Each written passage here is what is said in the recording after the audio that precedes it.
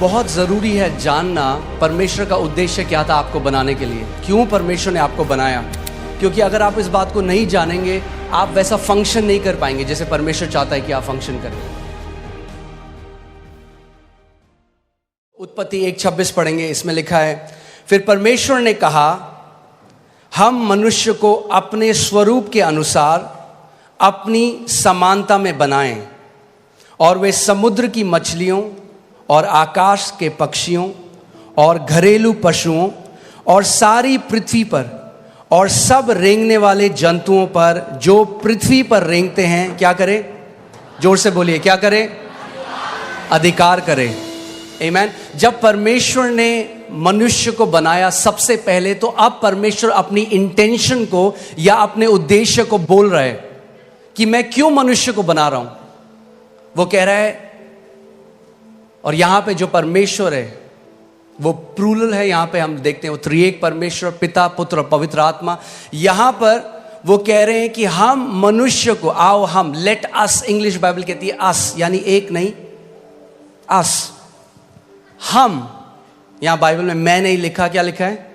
हम। परमेश्वर कह रहा है हम, यानी पिता, पुत्र, पवित्र आत्मा कह रहे हैं कि हम मनुष्य को क्या करेंगे?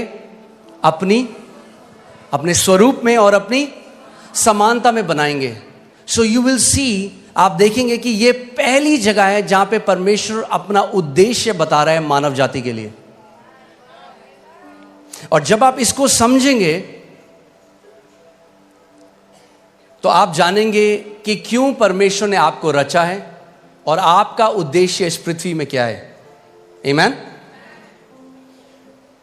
वो कह रहा है मैं उनको अपनी समानता में बनाऊंगा, अपने अनुसार, अपने स्वरूप में बनाऊंगा, और फिर वो क्या करेंगे? बोलिए, अधिकार रखेंगे। मगर ये अधिकार नॉर्मल अधिकार नहीं है, ये अधिकार इंग्लिश का वर्ड डोमिनियन है, जिसका मतलब है शासन अधिकार, या जिसको बोलते हैं प्रभुत्व। कि वो क्या करेंगे पृथ्वी पे? बोलिए, प्रभुता करेंगे, प्रभुता करेंगे। सो परमेश्वर का इंटेंशन मनुष्य को बनाने का ये था कि मनुष्य जो है वो प्रभुता करेगा। आमीन।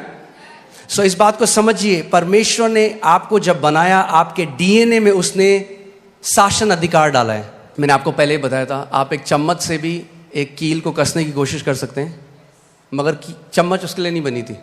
आप किसके लिए बनाए गए? प्रभुता करने के लिए। बोलिए, प्रभुता करने के लिए। शैतान नहीं चाहता आप इस बात को जाने, क्योंकि सब रेंगने वालों के ऊपर भी प्रभु ने कहा तुम प्रभुता करोगे। और अदन की वाटिका में क्या आया था? रेंगने वाला आया था, मगर उन्होंने प्रभुता नहीं करी उसके ऊपर। इंग्लिश बाइबल कहती है everything that creepeth upon the face of the earth, जो रेंगने वाला है। आमीन।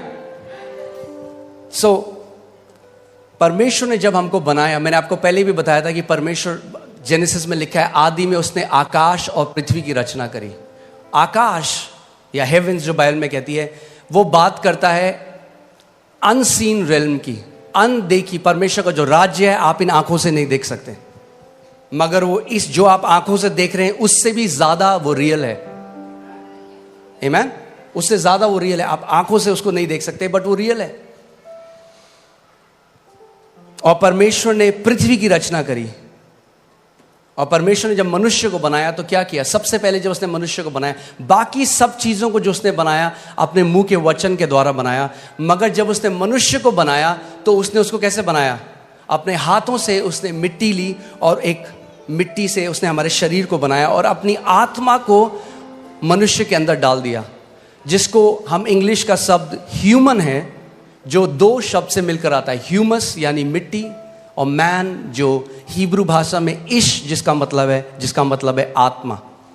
तो परमेश्वर ने यह किया कि परमेश्वर ने कहा कि जो मनुष्य मैं बना रहा हूं, जो मिट्टी के अंदर मैं अपनी आत्मा को डाल रहा हूं, उनको मैं अधिकार दे रहा हूं इस पृथ्वी के ऊपर। किसी आत्मा को अधिकार नहीं है पृथ्वी के ऊपर। आप समझ रहे हैं मेरी बात? किसी भी आत्मा को, और परमेश्वर भी स्वयं आत्मा है।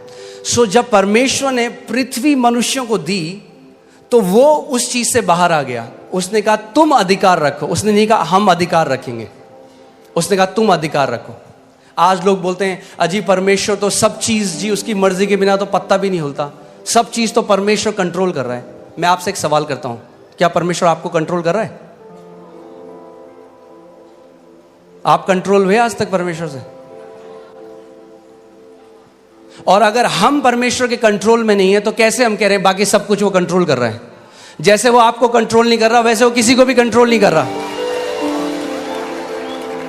अगर परमेश्वर कंट्रोल करना चाहता तो मनुष्य को शासन अधिकार देता ही नहीं।